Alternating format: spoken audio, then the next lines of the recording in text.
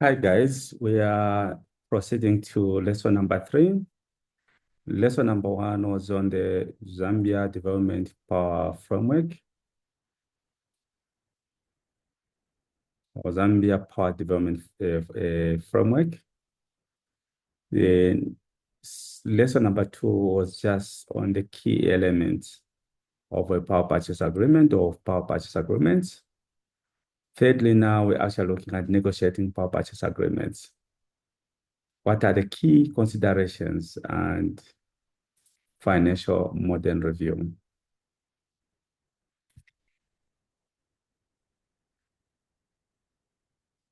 So what are those elements that we'll be looking at in this lesson? Obviously, introducing the concepts, key areas to look at in negotiating PPAs, financial model review, what are those key issues, cost of money and CapEx, OpEx review, financial results, indicators, areas of debate, commercial considerations, legal considerations in negotiations, conflict resolution, technical issues in power purchase agreements. Take note that power purchase agreement negotiations sometimes can get so protracted that to take weeks and months, people are failing or parties are failing to agree on certain fundamental issues that may compromise the ability to reach financial close. So importance of power purchase agreements in renewable energy. Without the power purchase agreement, it will be difficult to create an asset. Energy is pre-funded. In context, it's basically pre-funded. So it's like one gives you the money before you're able to create electrons. You then now find ways of creating these electrons by creating an asset. So ideally, it's just pre-funded. So without PPAs, it will be very difficult to grow the industry. And this is why we always say that let the tariff be cost reflective. It's on that basis that when the tariff is cost reflective, it attracts the owners of finance or funding to provide that necessary funding. It attracts the owners of money to provide that money.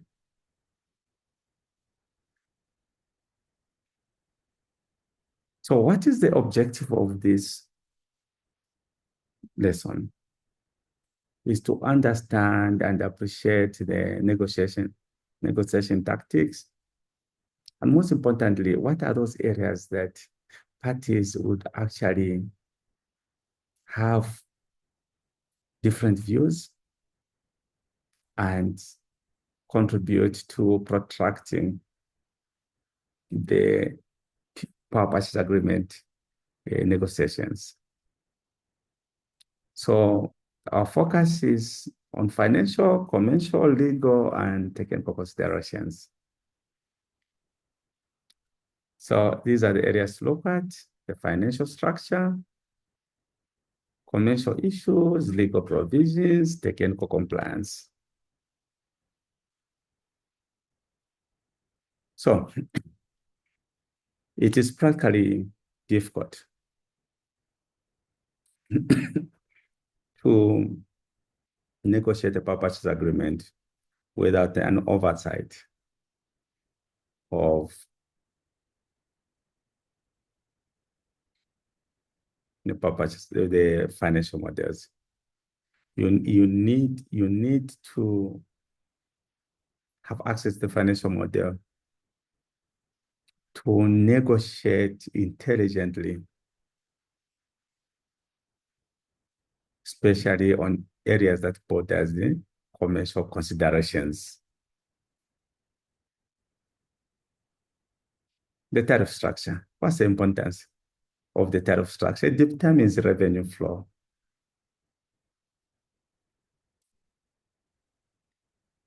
Now, How would you know that the tariff that has been offered by the developer or proposed by the developer is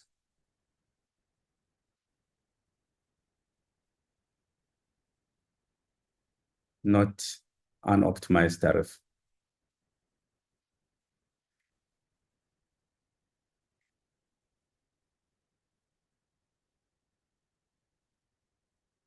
First, you have to recognize the fact that you are not in a closed environment.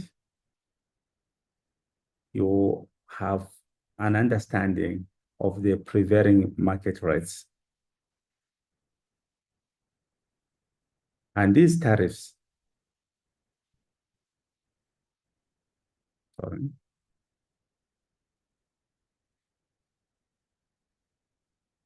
yes. Mm,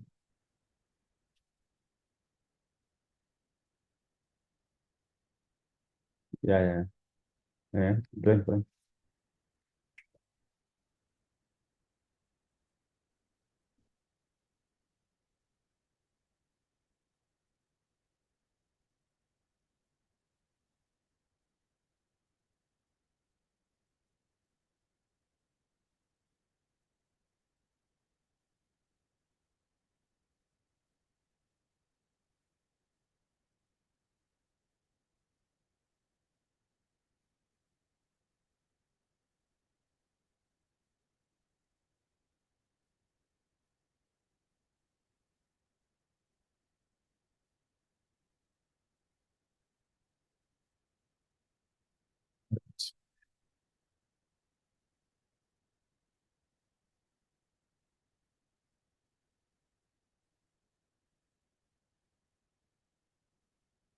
Yeah, just wait.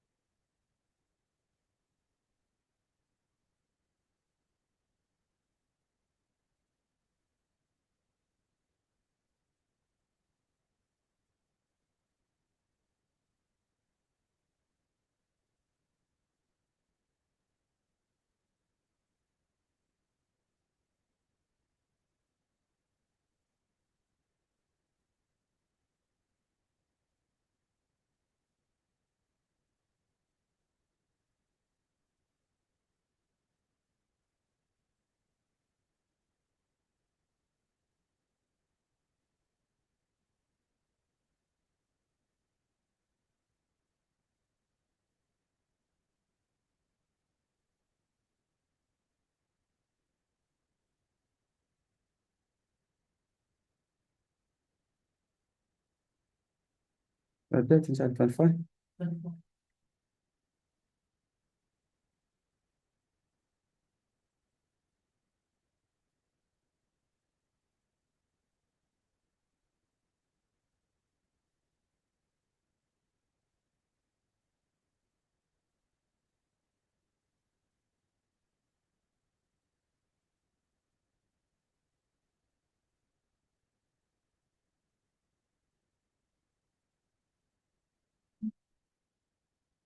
Mm?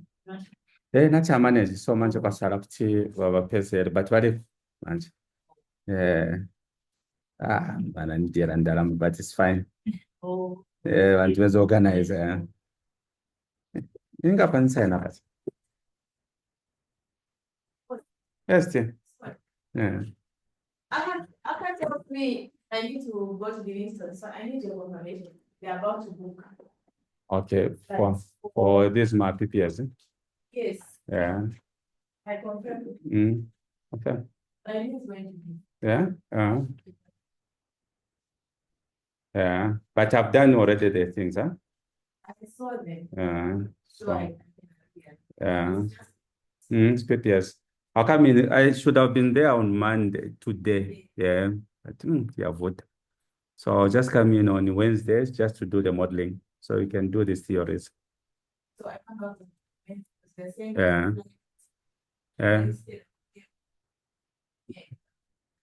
Come back, yeah, come back at 11 or even at in the afternoons. Mm. Mm. Okay. Okay, we'll see you then. No, thanks.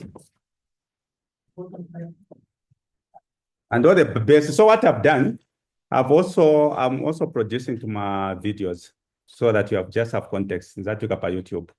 And so there are certain things that may not be in there. Maybe you can still pick one or two. Mm. Thanks.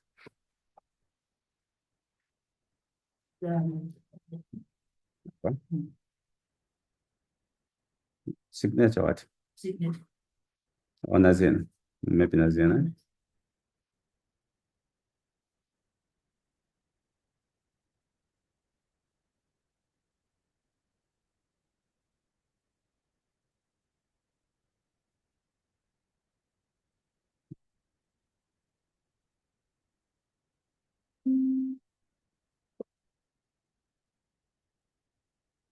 Okay.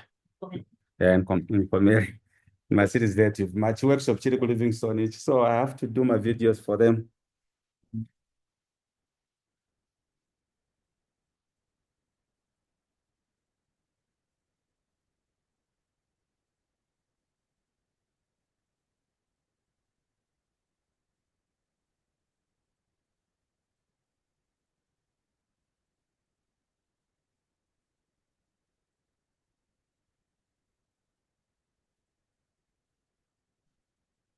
So some things that or items that will be need to be looked at during financial model review will be on the tariff structure.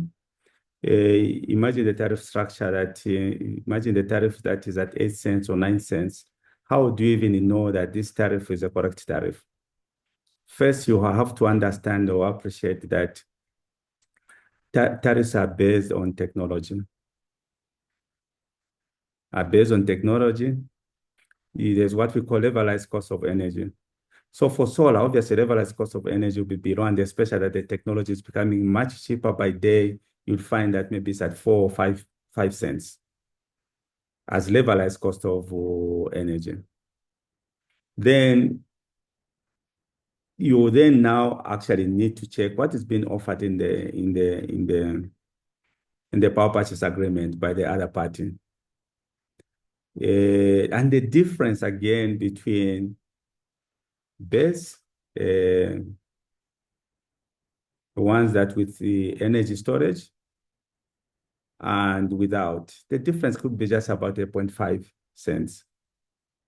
That's very low. Battery doesn't mean that now you're going to generate more power, you're going to have more power. No, it basically brings in stability. So you then need to check the accuracy, the transparency, the innocence of that tariff. Again, most of the power developers, because they skip the processes. Those processes that have been explained in lesson 1 when we're looking at the power development framework.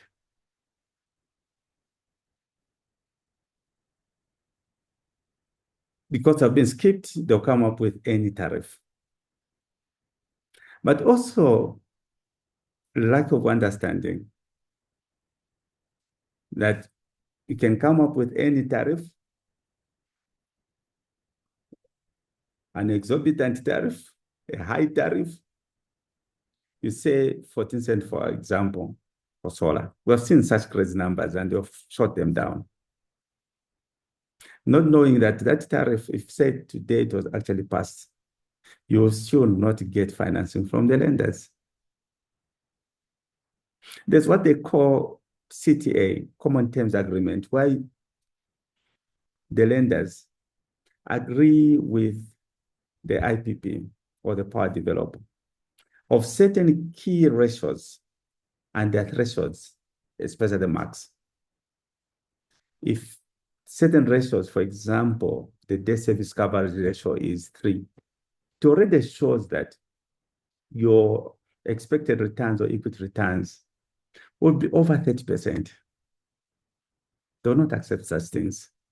It is their moral duty to say what we have agreed in the common terms agreement. These are the numbers and this is the range that they should be in. So even if you come to this and say, no, you want the tariff of this, you are just doing yourself a serious disservice. Because then you want a tariff that is unethical.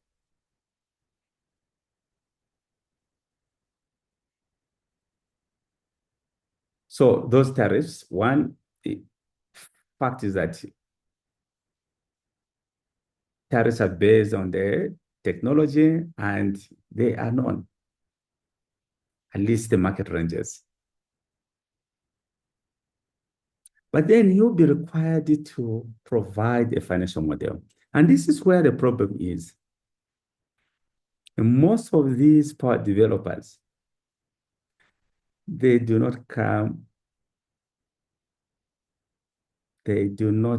prepare financial models. I must confess that a bankable financial model is very costly. And if the developer does not have resources to finance the development of the project before financial close, there'll be serious challenges because during project development, the initial periods of project development, you need your transaction advisors. Those are the ones that are going to prepare a financial model, and they don't come cheap. They don't come cheap. So usually what most of these power developers do, they just go on the internet, download a lazily produced financial model. Just for illustration basis, obviously you can find a serious bankable financial model on an internet. And these are the ones that they'll patch numbers. And not knowing that the numbers in there, they are linked. They have to be linked and there's a science behind each number.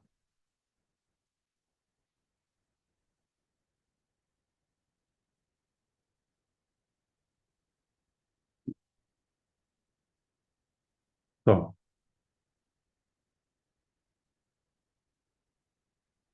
would actually check how that tariff is compared to the market rate, but also would link it to a number of elements that have to be looked at, which I will explain. The equity internal rate of return, the debt service coverage ratio, and it should make sense. If it doesn't, then we'll request the developer to go and look at the financial model, look at possible errors in the financial model, look at possibly the developer had even overstated or padded the EPC cost.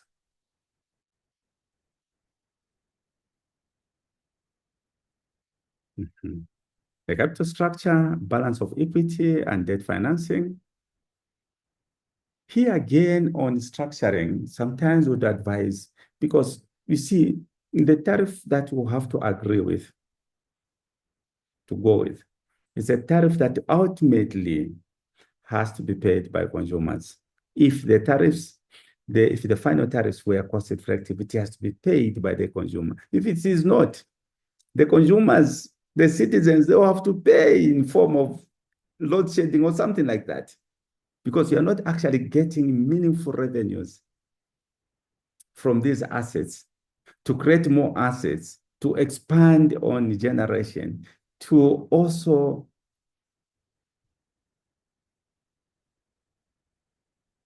invest in maintenance. So ultimately, it is the citizen that will have to actually pay. And this is why the tariffs have to be right, the tariffs have to be ethical, and that's the reason why the power purchase agreements are sent to the ERB for all these pricing controls to check whether the pricing is fair. And they request for the financial model as well, or for a financial model. The other side where it's legal, the AG will actually check the legal firmness of the agreement to ensure that the government doesn't assume a lot of risk from the agreement that has actually been signed by the utility or national utility company. So we've seen, and sometimes we advise the power developers on the capital structure, those that come with financial models say, okay, why don't you structure it in this way? If you structure it in this way, we'll be able to reduce the tariff. You will still maintain your targeted equity returns, but the tariff ultimately goes down if you can find DFIs or negotiate to have a user-friendly capital structure, for example, 85-15, 85 debt, 15 equity. That maximizes your returns. But then we have to hold your returns, your targeted returns, as accepted by your equity investors. So what does it do? If we hold it, then the tariff has to go down.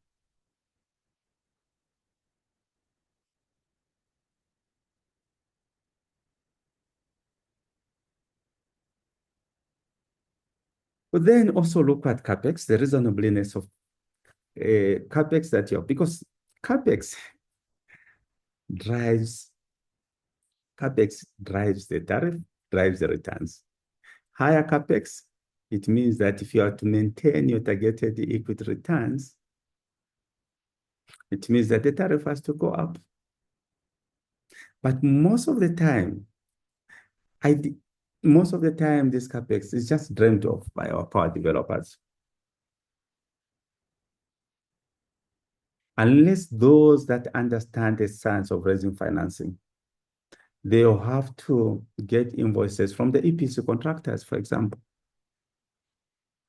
And ideally, that is what needs to be requested by us. When you see that financial model, you'll also request provisional EPC numbers on CapEx. And obviously, the sensitivity analysis to show suppose this goes by 3%, 4%, 5%, or goes down. What's the impact on the equity returns, or what's the impact on the tariff? So also be looking at issues of cost of money. In the financial model, the developers, they'll come with, say, 14%, or LIBOR plus 6 months LIBOR plus 7%. From my experience, so say, obviously, this doesn't make sense. Then we'll have to ask, can you give us the provisional term sheet from the lenders that you have actually met, who have informed you that number? Usually, most of them do not do that. So again, that is what makes your financial, your PPA unbankable, because you have numbers that haven't been subjected to due diligence.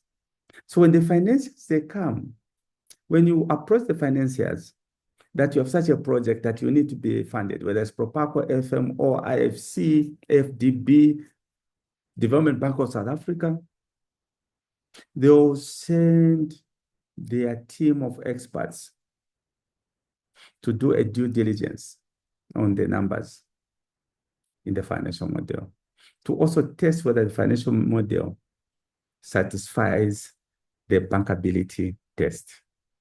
Find it as, so just download it. It's in a very horrible state. Sometimes we're even asked when you tell them, come with the financial model. I says, what is a financial model? So it causes a lot of problems because the interest rates on debt will influence overall project financing costs, will influence the returns, will influence the tariff. And this is why due diligence must be conducted around that. Benchmark capex. Comparison with industry standards is very important. Developers have to actually take keen interest of going to the OEMs, get these quotations, sized according to the power plant that they want to develop. Go to China Jiangxi, go to Huawei, go to wherever. Get those. And those are the numbers that then now you go and they plug into the financial model. For at least the financial model that you're taking to your lenders, the everything that you put in there, the assumption that you put in there, you are able to back it up with maybe letters from the lenders that you have approached, maybe letters and documentations from the EPC that you approached, from the original equipment manufacturers, the OEMs. You have to do that. Operating expenditure. Again, the numbers, they have to make sense. For solar, obviously, it's 1 to 2% of the total capital expenditure. So you're not going to plug in all your blues, all your relatives' salaries and all these other things and say, no, this is our O&M. It has to be just viable. And remember also what actually needs to make your power purchase agreement bankable are subsidiary documents such as the O&M contract. The lenders, they will demand that the O&M contract is given to an independent institution with a reputable sense of character. So you're not just going to say you're going to pick whoever. And sometimes it's the lenders that will actually lead you to which O&Ms suppliers they are comfortable with. And there will be a strict maintenance regime that you have to follow. For example, for thermal, which we have seen with Mamba, is every 6 months, there is some maintenance that has to be done, major maintenance that has to be done. You cannot move them. You cannot tell them this time around, you're not going to do that. They will actually be breaching on their lender's covenants. So impact on operational efficiency and profitability must be optimized to maximize cash flows. So the debt service coverage ratio, find that to say minimum of 1.25, max of 1.5. It can be historical debt service coverage ratio, forward-looking debt service coverage ratio. Those are elements that you'll find in the CTA, Common Terms Agreement. So even when you want to have a very huge tariff, all you're trying to do, you're trying to make yourself, put yourself in a more disadvantaged situation that becomes very difficult to raise financing and reach financial close. If you only do that, they will demand that those CTAs have to be followed, the providers of money. Remember that they could be more ethical than yourself. So they'll demand all these other things to be done in a right way. So equity internal return, I'm never interested in the project IRR. I'm never interested in these NPV things. I'm interested in the project life cycle.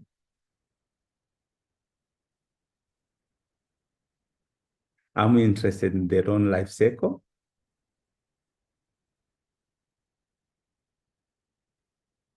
NPVs, what those that theoretical, I have no time for them.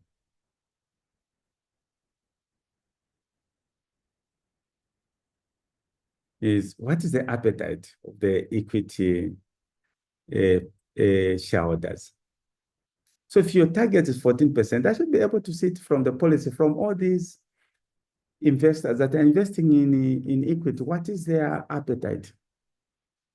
So if we find, for example, that equity return is 14%, in your financial model of the internal equity return, which is the profits of equity return, is 30%. Already I know that the appetite of the ones that are providing the most risky money, the appetite is 14%. So where is the documentation that shows that the equity shareholders, for them to invest, they need a 30%? So a financial model is not just something that you give someone in the street to start developing whatever. There's a science and things that have to be followed and auditable. Like I said, we are more comfortable. Equity shareholders, the equity appetite returns from 12 to 14 for solar. 16 to 18, though 18% is an overkill for hydro because of the risks associated in constructing a hydro and managing a hydro power plant. So if the equity internal rate of return is, say, 30%, it already shows that the tariff is extremely high. So you have to apply sensitivity analysis and reduce it. And reduce the equity internal rate of return to a targeted equity return. And the tariff goes down. So those are the things that we look at. Areas of debate on conventional considerations. And these are things that I've seen, and these are things that, if not well handled, they even make a document unbankable. Even if you have subsidiary documents that must assure bankability of your power purchase agreement. One, to be an issue of payment security. Assigning receivables, for example, you should be able to, the document or should be able to state that there will be unassigned high value receivables from a mine or from customer B to them. Then the lenders have some levels of comfort to provide this money for you to create an asset and eventually start actually generating returns from there through the production of equity or electrons, sorry. So you'll find in most of these national utilities have exhausted their receivables, high value receivables, because most of them are already encumbered. So it becomes difficult to assign any new receivables. In any case, it's not there. Thereby rendering the whole thing unbankable. And this is where now you as a power developer, because there's open access, you can still sell to a different customer. So you can go to a mine, you can go to any other new customer and be able to sell that power. But unfortunately, you'll not be able to sell that power because you are dealing with all these before you actually start constructing an asset, before you start creating an asset. So it's a bankable power purchase agreement that gives you an opportunity to create an asset. And this is why most of the power developers opt to go with national utilities, even when they know that their balance sheet may not be at their best levels. It's payment security. So you have to actually check which other businesses, which other receivables they'll be encumbered when, and which ones are coming in as new, and do back to back. And usually These payment securities have to be firmed up. You need to have an escrow account 6 months before COD. The money has been there. For solar, mostly you find it 3 months before COD. It has to be in this dedicated account. Revenue enhancement mechanisms for increasing revenue, escalation clauses, additional fees, whatever it is. These are elements that are areas of debate, but very important for the to invoice payments, timeliness and accuracy of payments, essential for cash flow management. Legal considerations, you may find issues of seat over arbitration, choosing a neutral ground for conflict resolution. Others may consider Lusaka not to be a neutral ground. Lenders may actually be nervous having, say, Lusaka because the providers of money are out there. So this may also be an area to look at. Then us again as national utility to be comfortable having Lusaka because it's cheaper in an event that there is some conflict that needs to be resolved. We don't need to fly into London or Cape Town or Kigali. So these are things that you have to negotiate and negotiate properly and understand that they have certain ramifications if they are done wrongly or incorrectly. Termination for convenience, conditions under which either party can terminate without cause must define repercussions. These ones will insist that we need to have it, but others who believe that it's an unbankable clause because the people that are actually funding these projects, they have a long-term view of these investments, and this is why the power purchase agreement is over 10 years. So if they provide money or funding and you construct this asset and 2 days before going to COD or commercial operation date, then you're told that we have terminated this without giving any reasons. You have stranded power. You are lucky if there's certain firms or institutions that would want to offtake that power. But imagine in a scenario where it's heavily congested, there's so much power on the grid. Where would you take that power? So that's a risk that the providers of financing may not want to assume. So they can fight it. They can fight this clause. These are considerations that have to be looked at in negotiations. Your force majeure, for example, coverage of unexpected and controllable events impacting operation, and I'd explained more on force majeure. You have conflict resolution, process for effective resolution, importance of clear, defined procedures to address disputes. These are things that you need to pay particular attention when you're actually negotiating a PPA. Encouragement of mediation before escalation to arbitration. Technical issues in PPAs, you have metering requirements which are explained. The check meter and the main meter, who actually becomes the custodian of the main meter, of the check meter. These are areas of controversy, and you need to be aware of them when you're going for a PPA negotiation.